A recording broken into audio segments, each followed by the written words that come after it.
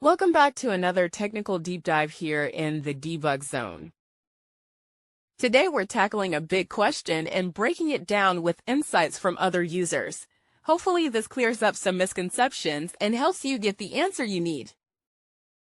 So buckle up, stay a little curious, and let's jump right in.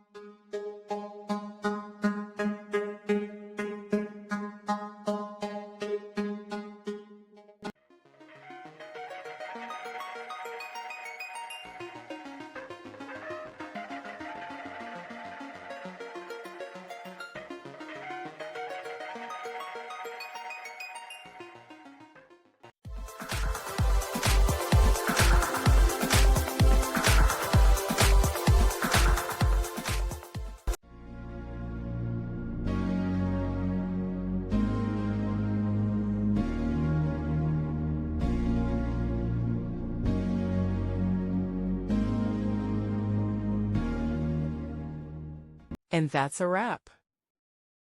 I hope you found the answer you were looking for. If you did, take a second to hit that subscribe button. It really helps out. And let me know in the comments which solution worked best for you. See you next time in the debug zone.